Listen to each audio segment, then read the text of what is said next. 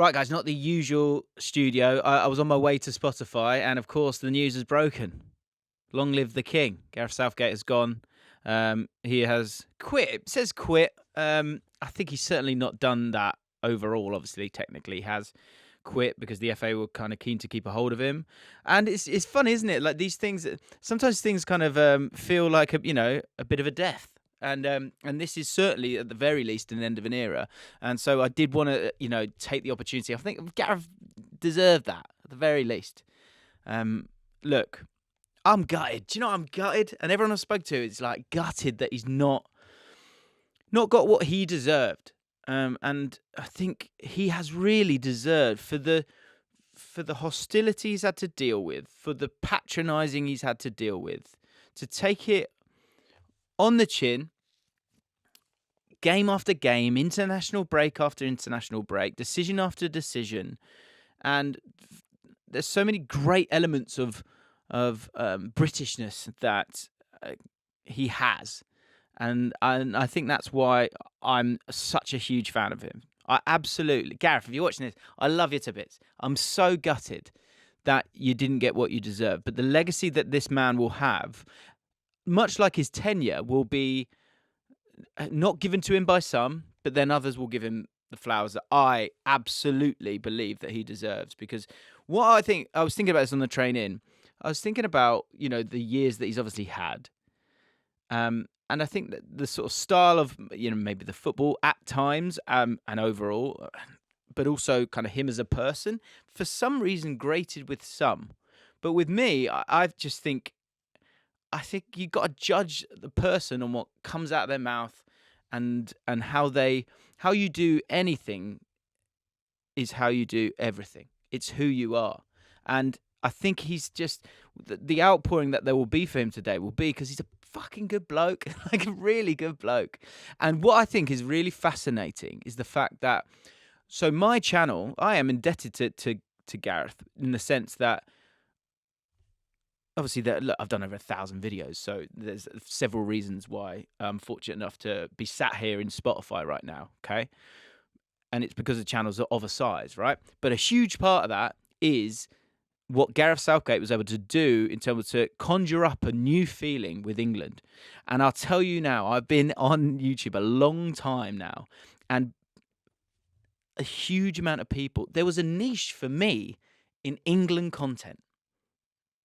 Just say that again. There was a niche for me in being positive about England in a major tournament. That's where we'd got to. That's the reality here, right? And often I talk about the silent majority. And the silent majority wanted England to do well. They were excited to support them. They just needed something to hold on to. And Gareth Southgate has provided that for this generation.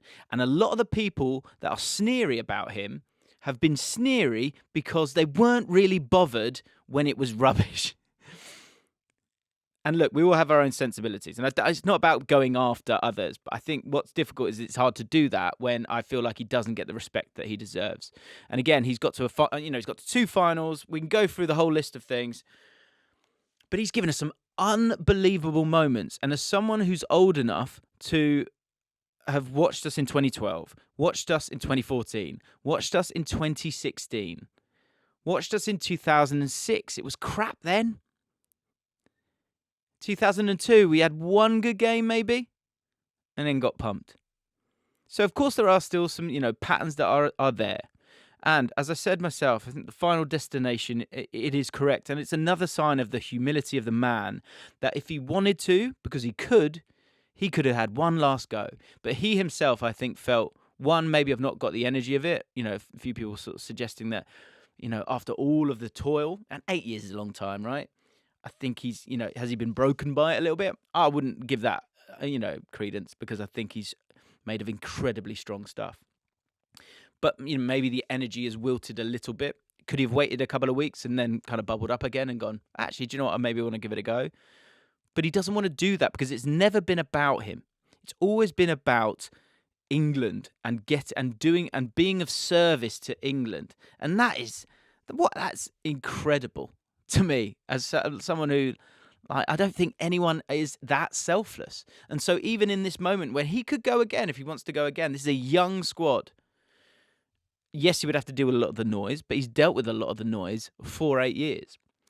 So for him to step away now, he said, for him to have the awareness to go, I've had my go, and we maybe need a bit of a change to sort of get us to be able to go over the line. I think, again, is just another sign of the man. And I'm just gutted he's not got that trophy. Honestly, I think we would have, a huge part of us would have been on the floor with joy for this bloke, because he's a bloody good egg. He is.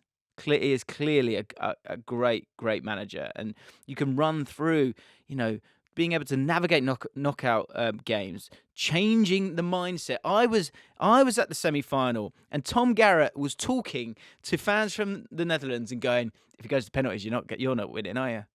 That is absurd to be heard by an English supporter. So these words that sometimes get overused, but culture comes from the compacting of ideas, and he's been able to do that in terms of going, okay, what are we about? And yeah, it's done. I think it's the right decision. We got kind of lucky. We did a podcast talking about the next manager. We thought this was his last dance, and it has been. And we've gone through those runners and riders. And I have very strong feelings on it in terms of, I read an element of an article, and forgive me, I can't remember who the person was, but it was really interesting. We talk about the idea of football coming home and why has it not come home? And is that because actually a lot of the infrastructure that we've got to a certain point with, one glaring omission of that is the coaching setup in this country. And I think to go for a manager who's not English, or not at the very least come through the English coaching setup, is damning to the FA, in my opinion, and a sign of, I guess, not snobbery, but I don't know, just a lack of kind of thought through, joined up thinking. And when we talk about England DNA, we're talking about the players here. We now need to think about the coaches, because the fact that there's a guy that generally has been asked to be hounded out for the last 6, 7, 8 years, literally the whole time he's been there, and we still haven't been able to get a very clear successor in place. Yes, of course, that's because we've got a very prominent league with a lot of money that allows us to bring in the best managers from around the world. But the facts still are, there's so many Spanish managers out there, so many Italian managers out there. And when it comes to English managers, we're not seeing enough of them. And most of the options don't feel like they could be the successor to someone that we're not even sure about. So when we haven't even got that coaching set up in place, in terms of that serving the game in this country, Gareth Southgate has been able to, I wonder if that is his next journey. I wouldn't mind seeing him as a manager elsewhere, but what I would really love to see him do is continue with what his strength, which is the environment, and having that vision and walking towards it. And I think there's a massive, massive role there for him, and the legacy that he will get in terms of when/if, hopefully, we're able to get over the line with maybe a coach that's been under his wing in some way. I think that would be a lovely, lovely legacy, and the great use of a great guy and great man, intelligent man, and a great speaker as well. And that's a huge part of it. That's going to be a huge thing for the next person. Coping with the press, we know that. There's so much noise, and his ability to do that, to tread that tightrope so well, has been absolutely breathtaking at times, I'll be honest. So many great moments from him. But yeah, just to come back to that point, I just think that needs to be the next stage for him. I would love to see that, because it is a damning indictment, that of where we are, that there's no clear pathway as who the next manager is when you've had a run-up like we've had. That is shockingly bad. And I think going elsewhere, going to other shores, again, it sounds a bit Brexity, and I get that, but it's sort of papering over the cracks a little bit here. So a different thought there. I'd love to see him be a part of that vision of we've just had the England DNA. What about the coaching setup? And what about what those people need? In terms of that next manager, I give my view in that video. But Gareth, mate, somehow, if you're watching this, which you're probably not, well done, mate. Well done. Head up high. Incredible moments. The Bellingham bicycle kick. It's our turn. You can literally go on my channel and you can search through England, Colombia, England, Croatia. Like, obviously, some heartbreaking moments. But as I said, the excitement that he has been able to provide us in several different tournaments now, and again, for my channel as well, to have a place where I can be excited for the whole of a tournament, time and time again, that's not something that I'm going to forget, and it's not something that we should think is going to happen every single time, because it really, really doesn't. And I hope the grass is greener, and we're about to find out.